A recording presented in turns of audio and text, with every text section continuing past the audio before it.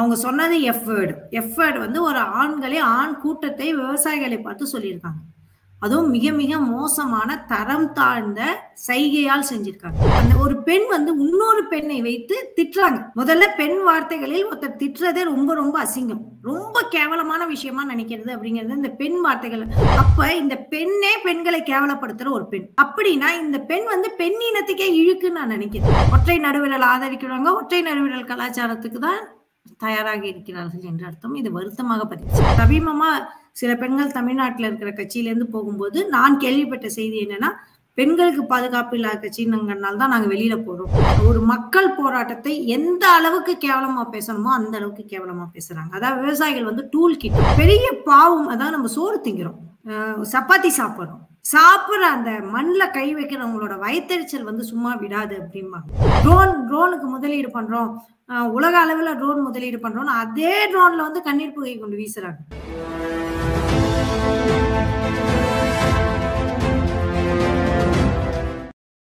நியூஸ்லைட் பார்வையாளர்களுக்கு வணக்கம்.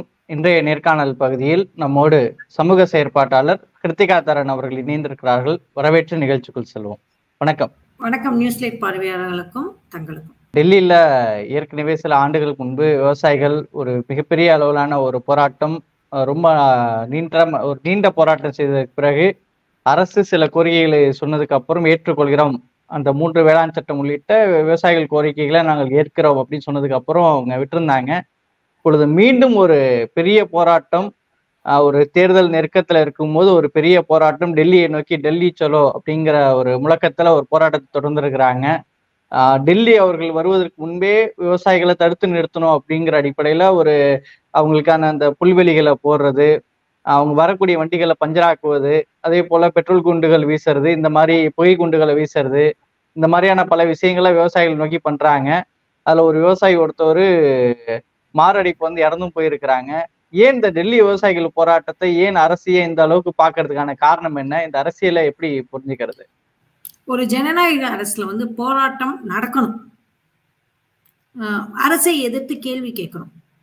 இது வந்து நம்ம தமிழ்நாடாக இருந்தாலும் சரி, தமிழ்நாட்டில் இருக்கிற விவசாயிகள் போராட்டமா இருந்தாலும் சரி, எந்த ஊர்ல இருந்தாலும் சரி, அரசை எதிர்த்து கேள்வி கேட்கணும். இப்ப நீங்க பாத்தீங்க அப்படின்னா இப்போ ஒரு அமைச்சரோட வேலை செய்பவர் அப்படிங்கிறப்ப நம்ம எல்லாருமே குரல் எழுப்பிடும். அதுல நியாயம் கிடைக்கும் வரை அந்த பெண்ணுக்கு குரல் எழுப்பிடும்.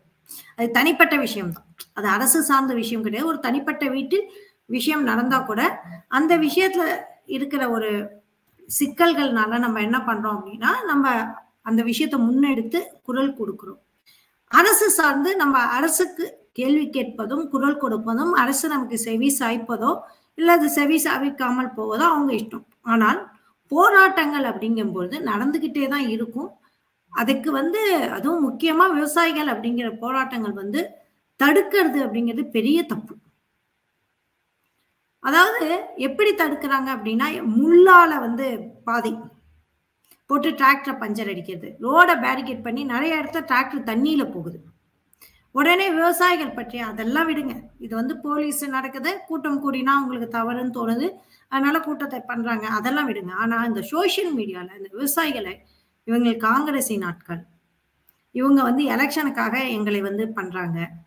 ஒரு மக்கள் போராட்டத்தை எந்த அளவுக்கு கேவலமா பேசணுமோ அந்த அளவுக்கு கேவலமா பேசுறாங்க. அதாவது விவசாயிகள் வந்து டூல் கிட்டம். விவசாயிகள் ஏழை விவசாயிகள்ங்கிறீங்களே, இவங்களுக்கு எங்க பென்ஸ் வந்தது, இவர்கள் வந்து வேற ஒரு அமைப்போட ஆதரவாளர்கள், இப்படி எக்கச்சக்கமான பொய் குற்றச்சாட்டுகளை வந்து இந்த சோசியல் மீடியால வந்து விவசாயிகள் மேல வைக்கிறாங்க. அதாவது பெரிய பாவம். அதாவது நம்ம சோறு திங்கிறோம், சப்பாத்தி சாப்பிடுறோம், சாப்பிடுற அந்த மண்ணில் கை வைக்கிறவங்களோட வயிற்றெரிச்சல் வந்து சும்மா விடாது அப்படிம்பாங்க. நீங்க யாரை வேணாலும் நம்ம திட்டலாம், கொள்ளலாம், எல்லாம் பண்ணலாம். ஏன்னா இப்ப நீங்க நம்மளுக்கும் பிரச்சனை இல்லாம இல்லை. இப்ப ஏர்போர்ட் வந்ததுன்னா இந்த விவசாயிகள்லாம் பிரச்சனை வரும், அவங்க சுமூகமா தீர்ப்பாங்க, அரசுக்கு எதிராக போராடுவாங்க, போராடாம இருப்பாங்க, எல்லா விஷயங்களும் நடக்கும். ஆனா அந்த விவசாயிகளை அசிங்கமா பேசுவதோ, அவங்களை அவமானப்படுத்தும் மதியமா சொல்றதோ, அவங்களை தீவிரவாதிகள் அளவுக்கு பேசுவதோ மிக மிக மிக தவறு. பாஜகவினர் ஒரு பக்கம் வந்து போகட்டும், கண்ணீர் புகை கொண்டெல்லாம் சாதாரண விவசாயி மேல கண்ணீர் புகை கொண்டு போய் நிரப்ப வேண்டிய அவசியம் என்ன? ட்ரோனுக்கு முதலீடு பண்றோம், உலக அளவுல ட்ரோன் முதலீடு பண்றோம்னு அதே ட்ரோன்ல வந்து கண்ணீர் புகை கொண்டு வீசுறாங்க. இவங்க விவசாயிகள் பணக்காரங்களா இருந்தா என்ன பண்ணிருக்கணும்? இவங்க இன்னொரு ட்ரோன் அனுப்பிச்சு இவங்களுக்கு வீசத்துக்கு எவ்வளவு நேரம் ஆகும் போலீஸ் மேல? இவங்க தான் பென்ஸ்ல வராங்களே, அதுல வராங்களே, இவங்க தான் பணப்பாய் போட்டுட்டு படுக்கிறாங்களே, இவங்க கூற்றுப்படி ஏன் இவ்வளோ கஷ்டப்படணும், ரோட்ல உட்காந்துருக்கணும்? அப்போ இவங்க என்ன பண்றாங்க அப்படின்னா, பட்டம் இருக்கு பாத்தீங்களா, பட்டத்தினால அந்த ட்ரோன்லாம் எடுத்து கீழே போடுறாங்க. நம்ம கையில பட்டம் இருக்கு, நம்ம கையில விவசாய பொருட்கள் இருக்கு, நம்ம கையில டிராக்டர் இருக்கு. இன்னொன்னு என்னன்னா, அப்படியே ஒரு விவசாயி பென்ஸ் கார்லயே வரட்டுமே, எந்த விவசாயம் பணக்காரனே ஆகக்கூடாது. விவசாயத்தோட இண்டஸ்ட்ரியலிஸ்ட் மட்டும் தான் பணக்காரன் ஆகணுமா? ஒரு விவசாயி பணக்காரன் ஆகக்கூடாது. பஞ்சாப்ல ஒரு 50 ஏக்கர் 60 ஏக்கர் வச்சுக்கோம், பென்ஸ் கார் வாங்கினா என்ன? அந்த ஊர்ல கொஞ்சம் லேவிஷா இருக்க ஆசைப்படுவாங்க, ஐபோன் தான் வச்சுப்பாங்க, ஐபோன் வாங்க விருப்பப்படுவாங்க.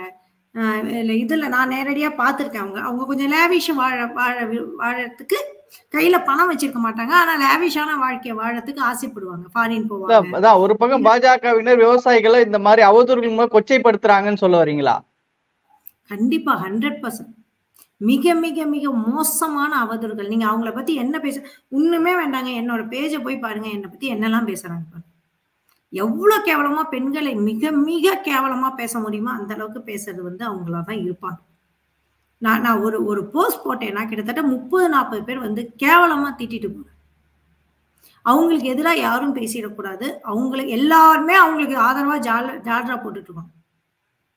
அவங்கள பொறுத்த வரைக்கும் ஜெய் ஸ்ரீராம் சொல்லிட்டே இருந்துட்டு நம்ம எல்லாம் அப்படி இருந்தா நல்லவங்க, மிச்சம் எல்லாருமே போராட்டங்கள், தேச விரோதிகள், தேச எதிரிகள், அப்படிதான் அவங்க வந்து கீழே அது என்ன வேறறுக்கப்பட வேண்டியவர்கள், அவங்களுக்கு ஜால்ரா போடுறவங்க மட்டும்தான் அவங்களுக்கு நல்லவங்க. அந்த அளவுக்கு ஒரு மோசமான ஒரு சர்வாதிகார ஜனநாயகத்துல நம்ம இருக்கோம். இத வந்து இன்னொரு பக்கம் விவசாயிகள் போராட்டம் ஒரு பக்கம் நடக்குது. இப்போ அந்த இடத்துல வந்து ஒரு சோசியல் மீடியால ஒரு வீடியோ ஒண்ணு பயங்கரமா வைரல் ஆகுது. விவசாயிகள் ஒரு பக்கம் போராட்டம் பண்றாங்க, ஒரு பெண் வந்து கார்ல இருக்கும்போது அந்த ஒரு பெண் வந்து ஒரு கை ஆக்ஷன் பண்றாங்க. ரொம்ப அசிங்கமா ஒரு இடத்துல வந்து உங்களுக்கு வேலை இல்லை, நீங்க வந்து இந்த மாதிரி போராட்டம் பண்றீங்க, எங்களுடைய வேலைகளை செய்ய முடியல அப்படின்னு சொல்லிட்டு போராடுறாங்க. நாங்க ஒரு நியாயமான கோரிக்கைகள் தானே போராடுறோம் அப்படின்னு சொல்லிட்டு விவசாயிகள் சொல்ற மாதிரி அதனால வீடியோக்கள் வருது. இதை வந்து இன்னொரு பக்கம் பாஜக ஆதரவாளர்கள் வந்து ஒரு சிங்கப்பெண் அப்படின்னு சொல்லிட்டு இவங்க போர்ட்ரேட் பண்றாங்கன்னா இதெல்லாம் நம்ம எப்படி புரிஞ்சுக்கிறது? ஐயோன்னு போவான் அப்படிம்பாங்கல்ல, அந்த மாதிரி பாக்குறேன் இதெல்லாம். அதாவது அநியாயம் நடக்கலாம், மிகப்பெரிய அநியாயம், அது பெண்ணாக இருந்தாலும் தவறுதான். ஒரு ஆண் இதே பெண்ணை பார்த்து செஞ்சிருந்தாங்கன்னா ஐயோ அம்மா ஒரு பெண்ணோட மானம் போச்சு அப்படிலாம் பேசும். ஒரு பெண் செஞ்சாலும் வீரப்பெண் சிங்கப்பெண்லாம் கிடையாது, அவங்க செஞ்சது 100% கண்டிக்கப்பட வேண்டியது. அவங்க சொன்னது எஃப்வேர்டு வந்து ஒரு ஆண் கூட்டத்தை விவசாயிகளை பார்த்து சொல்லியிருக்காங்க. அதுவும் மிக மிக மோசமான தரம் தாழ்ந்த சைகையால் செஞ்சிருக்காங்க. அந்த சைகையே அந்த பெண்ணுக்கு நடந்த அநீதியாக அந்த இடத்துல மாறி இருந்ததுன்னா என்ன, மாப் சைக்காலஜி இருக்கிற இடம் அது. ஏற்கனவே இவங்க போராட்டத்துல ரொம்ப தீவிரமா இருக்காங்க. அந்த விவசாயிகள் எந்த அளவுக்கு நல்லவங்கன்னா, அவங்க அம்மா பேரு, அவங்க அக்கா பேரு, அந்த உலகத்துல இருக்க அந்த ஒரு பெண் வந்து இன்னொரு பெண்ணை வைத்து திட்டுறாங்க. முதல்ல பெண் வார்த்தைகளில் ஒருத்தர் திட்டுறதே ரொம்ப ரொம்ப அசிங்கம், ரொம்ப கேவலமான விஷயமா நினைக்கிறது அப்படிங்கிறது. இந்த பெண் வார்த்தைகள், உங்களோட அம்மா பாட்டி அப்படின்னு நம்ம சொல்றோம்ல, அந்த வார்த்தைகளே ரொம்ப ரொம்ப கேவலமா பெண்களை வைத்து பேசுறது. அப்ப இந்த பெண்ணே பெண்களை கேவலப்படுத்துற ஒரு பெண் அப்படின்னா இந்த பெண் வந்து பெண் இனத்துக்கே இழுக்குன்னு நான் நினைக்கிறேன்.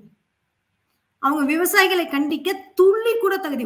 உனக்கு கஷ்டம் ஒத்துக்கிறேன், நீ ஆபீஸ் போக முடியல கஷ்டம் ஒத்துக்கிறேன், இன்னைக்கு உன்னோட வேலை செஞ்சாதான் சம்பாதிக்கணும் அதை ஒத்துக்கிறேன். அதுக்கு நீ அரசாங்கத்துல நீ கேள்வி கேட்கணும், ஏன் இந்த விவசாயிகள் போராடுறாங்க, ஏன் இவங்களை நீங்க அப்புறப்படுத்தல, நாங்க இந்த மாதிரி ஆபீஸ் போறதுக்கு கஷ்டமா இருக்கு அப்படிங்கிறத விட்டுட்டு கஷ்டப்பட்டு ரோட்ல நின்றுட்டு ராத்திரி பகலா அந்த குளூர்ல, டெல்லி குளூர்ல ராத்திரிலாம் என்ன கஷ்டம், அதுல நின்று ரோட்ல உட்கார்ந்து சமைச்சு சாப்பிட்டுட்டு இருக்கவங்கள நீங்க பென்ஸ்ல போறாங்க, அதுல போறாங்க, இதுல போறாங்க, வீரப்பெண் சிங்கப்பெண்ணுன்னு அசிங்கப்படுத்துறாங்க. அதுக்கும் மேல அந்த விவசாயிகள் அந்த பெண்கள் மேல கையே வைக்கல, அந்த பெண்களை வந்து எதுவுமே செய்யல. அவங்க என்ன பண்ணாங்க, இதே வந்து ஒரு ஜெய் ஸ்ரீராம் போற கோஷ்டியை பார்த்து இப்படி காட்டி இருந்தா இன்னும் என்ன நடந்திருக்கும் இந்த இடத்துல? ஒரு ஜெய் ஸ்ரீராம் கோஷ்டி இந்த மாதிரி மறியல் பண்ணிட்டு இருக்கும், ஒரு பெண் இந்த மாதிரி காட்டியிருந்தானே இன்னும் அந்த இடத்துல என்ன நடந்திருக்கும்? முதல்ல அந்த பெண் அதுக்குள்ளேயே போயிருக்க முடியாது, பெண்ணாகவே இருந்திருக்க முடியாது. மிக மோசமாக வருத்தத்தோடு நான் பதிவு செய்ய வேண்டியதுதான். பெண்களுக்கு பாதுகாப்பே இல்லாத ஒரு கட்சி இருக்குன்னா அந்த கட்சி தான். சமீபமா சில பெண்கள் தமிழ்நாட்டில் இருக்கிற கட்சியில இருந்து போகும்போது நான் கேள்விப்பட்ட செய்தி என்னன்னா, பெண்களுக்கு பாதுகாப்பு இல்லாத கட்சிங்கிறனால தான் நாங்க வெளியில போறோம் அப்படிங்கிற மாதிரி ஒரு செய்தி வந்து நிஜமா இல்லையான்னு நான் சொல்லல. இந்த மாதிரியான செய்திகள் தான் நான் கேள்விப்படுறேன். எனக்கு பர்சனலா அந்த கட்சிக்குள்ள இருக்கிறவங்களே ஒரு தடவை சொன்னாங்க, இந்த கட்சியில வந்து சில பெண்களுக்கு பாதுகாப்பு இல்லை அப்படிங்கறத வந்து நாங்க கேள்விப்படுறோம். இல்ல அதான் இப்போ ஒரு பக்கம் விவசாயிகள் போராட்டம் இப்படி இருக்கும்போது டெல்லியில இருக்கக்கூடியவங்க சாதாரண மக்களே வந்து விவசாயிகளுக்கு எதிராக இப்படி ஒரு மனநிலை இருக்கிறதுக்கான காரணம் என்ன? அங்க இந்த போராட்டத்தை வந்து அது நம்மளுடைய உணவுக்கான போராட்டம் அப்படின்றது கூட உணராத அளவுல தான் அங்க இருக்கிறாங்களா? இல்ல, இந்த மீடியா முதல்ல ANI தான் இதை ஆரம்பிச்சு உங்களுக்கு என்ன கஷ்டம் சொல்லுங்க, உங்களுக்கு என்ன கஷ்டம் சொல்லுங்க. இந்த கேளம்பக்கத்துல வந்து போய் 2 பேரும் உட்காந்துட்டு உங்களுக்கு என்ன கஷ்டம், உங்களுக்கு என்ன கஷ்டம் அப்படின்னு சொன்னா எல்லாருமே அவங்க கஷ்டம் சொல்லுவாங்க. நிஜமாவே நீங்க கேளம்பக்கம் போயிட்டு வருது அப்படிங்கிறப்போ ஒரு சவுத்து தமிழ்நாடு வாசியா நான் ரொம்ப கஷ்டம் தான் படுவேன். ஆனா பொதுவா அந்த முன்னேற்றம் அப்படி இப்படின்னு பார்த்து 2 பார்வையில பார்க்கலாம் நீங்க. ஆனா இவங்க என்ன பண்ணுவாங்க அப்படின்னா, எந்த ஒரு சின்ன பிரச்சனை இருந்தாலும் அதை ஊதி ஊதி ஊதி ஊதி அப்படியே மெட்ராஸே தண்ணீரை தத்தளிக்கிற மாதிரி கொண்டு வருவாங்க. மெட்ராஸ் தண்ணீரை தத்தளிச்சா 5 பைசா கொடுக்க மாட்டாங்க. அதே மாதிரி அவங்க டெல்லி மக்கள் நிஜமாவே இப்ப சிக்கல்களை சந்திக்கிறாங்க. மக்கள் போராட்டத்துக்கான மைதானங்கள் அதெல்லாம் நம்ம வந்து இன்னும் திட்டமிட வேண்டும். ஆனா நம்ம தலைமை செயலகம் அங்க இருக்கிறதுனால நம்மளுக்கு வேற வழி இல்லை, விவசாயிகள் போராட்டம் நடத்தணும். விவசாயிகள் போராட்டம் நடக்குது அப்படின்னா அந்த போராட்டத்தை முடிக்க சொல்லிதான் இவங்க அழுத்தம் சொல்லணுமே தவிர்த்து விவசாயிகள்கிட்ட போய் போராடுறது, அப்பாவி விவசாயிகள் மேல போராடுறதுங்கிறது ரொம்ப ரொம்ப தவறு. நம்ம நாட்டுல எந்த ஒரு சிக்கல் இருந்தாலும் விவசாயிகளை பெருமளவு மதிப்போம், நம்ம மிகப்பெரிய அளவு மதிப்போம். நம்ம வந்து நேரடியா மதிக்கிறோம், நாளைக்கு பொண்ணு கொடுக்கல அப்படின்னு இல்லாட்டியும் நம்ம பொதுவுல சமூகத்துல மிகப்பெரிய மரியாதை கொடுக்கறது நம்ம விவசாயிகளுக்கு தான். நிஜமா இல்லையா? ஒரு பொங்கல் விழா அப்படின்னா விவசாயிகளை மதிக்கிறோம். எந்த ஒரு விஷயம்னாலும் ஒரு பெரிய மரியாதை அவர்களுக்கு இருக்கு. ஏன் அப்படின்னா உண்டி கொடுத்தவன் உயிர் கொடுத்தவன் அப்படிங்கிற பழமொழியில பிறந்து வளர்ந்ததுல இருந்து நம்ம சொல்றோம். நம்மளுக்கு சாப்பாடு போடுறது அவர்கள் மண்ணில் கால் வைத்தாதான் நமக்கு சோற்றில் கை வைக்க முடியும் அப்படின்லாம் நம்ம பேசி வளர்ந்துருக்கோம் ஒரு தலைமுறை. இந்த தலைமுறைக்கு அந்த அறிவை இந்த தாய்மார்கள் கொடுக்கவே இல்லை. அவர்கள் மண்ணில் கால் வைக்கலைன்னா உனக்கு கையில சோறு இல்லை, நீ இன்னைக்கு போய் ஏதோ ஒரு IT ஆபீஸ்க்கு போய் சம்பாதிக்கிறது முக்கியம்னு நினைக்கிறேன். அதை விட உனக்கு கிடைக்க வேண்டிய சோறு முக்கியம். அவர்களோடு நிற்க வேண்டும், அவர்களோடு போராட வேண்டும். உங்கள் அலுவலகத்தில் சொல்லி லீவு கேட்டு அவங்க கூட நில்லுங்க. ஜல்லிக்கட்டு நம்ம வந்தப்ப நம்ம எல்லாரும் போய் ஜல்லிக்கட்டுக்கு நிக்கலையா? நம்ம எல்லாரும் போய் ஒவ்வொரு விஷயம் நிர்பயான்னு வந்தப்ப அத்தனை பேர் வேலையை விட்டு தானே நின்னோம். இதே டெல்லியில தானே நின்னோம். அப்படிங்கிறப்ப உனக்கான சிக்கல்கள் உனக்கு உணவு கொடுக்கிறவனுக்கு ஒரு சிக்கல் ஏற்படுது. அவங்க கேட்க நியாயம் மத்திய அரசோட பேசுறாங்க, அது இல்லை. அந்த சிக்கல்கள் தீரும் வரை அவர்களோட நிக்கிறதுல உங்களுக்கு என்ன கஷ்டங்கிற ஒரு பக்கம் போராட்டத்தை கலைக்கிறதுக்கான வேலைகளை பாஜக செஞ்சிட்டு இருக்காங்க. இப்ப அடுத்த கட்ட விவசாயிகளுடைய போராட்டங்கிறது எந்த நிலைகள்ல இருக்கும்? இது பாஜகவுக்கு எந்த மாதிரியான ஒரு நெருக்கடியை இந்த போராட்டத்தை ஏற்படுத்தும்? ஏன் இவ்வளவு இந்த அளவுக்கு அச்சப்படுவதற்கான காரணம் என்ன? பாஜகவுக்கு எதிரான பொதுமக்கள் மனநிலை மிக அதிகமா இருக்கு. மிக மிக மிக அதீதமான கசப்புணர்வும் வெறுப்புணர்வும் அவர்கள் தங்களுக்கு தாங்களே உருவாக்கி கொண்டு விட்டார். ஒரு இந்துத்துவா அது இது அப்படின்னு அவங்க சொன்னாலுமே பெரும்பான்மை மக்கள், அதாவது இப்ப எத்தனை % நம்ம இந்தியால ஓட்டு கிடைக்குது சொல்லுங்க? 65% ஓட்டு கிடைக்குமா? 65% ஆவரேஜ் ஓட்டு கிடைக்கும். 65%ல மொத்தம் இப்ப பாஜகவோட ஓட்டு வங்கி எவ்வளவு? 25 அந்த மாதிரி தான் இருக்காங்க. 25. 65%ல 35% உங்களுக்கு ஓட்டு போடல. சோ மொத்த மக்கள் தொகையில 35% பண்ணல, 65%ல 25% தான் உங்களுக்கு ஓட்டு போடுது. அப்ப அதை 100 நீங்க கன்வெர்ட் பண்ணி ஒரு 18% வரும். சோ அவங்களுக்கு எதிராக 82ல இருந்து 83% மக்கள் இருக்காங்க. அதுவும் ஓட்டு போடக்கூடிய மக்கள் தான். ஓட்டர் லிஸ்ட் இல்லாத மக்கள் லட்சக்கணக்கில் இருக்காங்க. இன்னும் சிறு குழந்தைகள் இருக்காங்க, உடம்பு சரியில்லாதவங்க இருக்காங்க. அப்படிங்கிறப்போ ஒரு 15% 16% ஓட்டு வங்கியை வைத்துக்கொண்டு 85% ஆதரவே இல்லாமல் தான் இந்த பிஜேபி இயங்குது. நம்மளோட ஜனநாயக முறையில் மிகப்பெரிய குழப்பம் என்னன்னா, இந்த மாதிரி மிக குறைந்த ஆதரவுலாம் இருக்கிறவங்க எல்லாம் கட்சின்னு சொல்லிட்டு இருக்குதுன்னு அர்த்தம். நம்மளோட விகிதாச்சாரம் மிக தவறான விகிதாச்சாரமா இருக்கு. ஏன்னா ராஜஸ்தான்ல பாத்தீங்கன்னா 1.7% தான் பிஜேபிக்கு உங்களுக்கும் வித்தியாசம். மத்திய பிரதேஷ்லயும் குறைந்த வித்தியாசம் தான். மக்கள் ஆதரவெல்லாம் இல்லாம இல்ல. காங்கிரஸ்க்கு பிஜேபி அளவுக்கு ஆதரவு இருக்கு. ஆனால் இந்த ஆதரவை ஓட்டாக போடக்கூடிய மக்கள் ஓட்டர் பூத்துக்கு வரல அவ்வளவுதான். அந்த அந்த விஷயத்துல இவங்களுக்கு பெரிய பயம் வருது. பயம் வந்ததுனால தான் அவசர அவசரமா அயோத்தி கோயில பண்றாங்க. இது பண்றாங்க. அது என்ன காங்கிரஸோட ஐடி கணக்கை வங்கி கணக்கை முடக்குறாங்க. என்னென்னமோ பண்ணி பாக்குறாங்க. பயம். அடுத்த தடவை ஆட்சிக்கு வராட்டி என்ன அப்படின்னா அவங்களுக்கு நல்லா தெரியும். இதே ஈடி இன்னொருத்தர் கைக்கு போச்சுன்னா என்ன ஆகும்? ஒரு அரசு நிறுவனங்களை கைப்பாவையாக உபயோகிக்கக்கூடிய ஒரே அரசு இவங்கதான். மிக மிக மிக மோசமாக இது வரைக்கும் எதிர்கட்சியோட கணக்கை முடக்கியதான் நமக்கு வரலாற்றில் கூட கேள்விப்பட்டது. வங்கி கணக்கை முழுக்க மூடிட்டாங்க. சோ ஜனநாயக சர்வாதிகாரம் தலைவிரித்து ஆடுகிறது. ஜனநாயகம் தான், ஆனா இதுல சர்வாதிகாரம் மிக அதிகமா இருக்கு. ஒரு கெட்ட வார்த்தை கூறக்கூடிய பெண்ணை கொண்டாடக்கூடிய ஒரு மோசமான ஒரு கலாச்சாரம். கெட்ட வார்த்தைகள் பேசக்கூடிய மிக மோசமான கலாச்சாரம். கடவுளை வைத்துக்கொண்டு கடவுளை பேசும் வாயால், அதே வாயால் மிக மிக அசிங்கமான வார்த்தைகளை பெண்களை பேசுவது அதேதான். கிடைக்கும். இதை நானே சொன்னேன். நானே கோயிலுக்கு போவேன், நானே கடவுள்லாம் கும்பிடுவேன். இவங்களுக்கு என்ன புண்ணியம் கிடைக்கும்? கர்மான்னு ஒண்ணு இருக்கு இல்லையா? இவங்க கெட்ட வார்த்தையும் பெண்களை கற்பழிச்சுக்கிட்டோம், பெண்களுக்கு அநியாயம் பண்ணிக்கிட்டோம் இருந்தாங்கன்னா அந்த கடவுள் கூட இவங்களுக்கு ஆதரவு இருக்காது.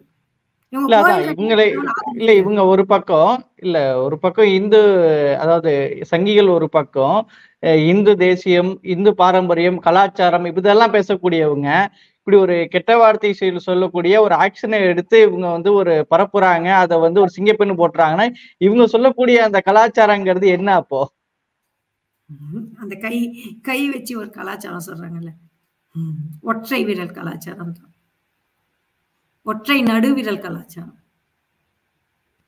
ஒற்றை நடுவிரல் ஆதரிக்கிறாங்க. ஒற்றை நடுவிரல் கலாச்சாரத்துக்கு தான் தயாராக இருக்கிறார்கள் என்று அர்த்தம். இது வருத்தமாக பதிவு செய்யும். நிகழ்ச்சி பங்கேற்று உங்களுடைய கருத்துக்களை பகிர்ந்து கொண்ட மிக்க நன்றி.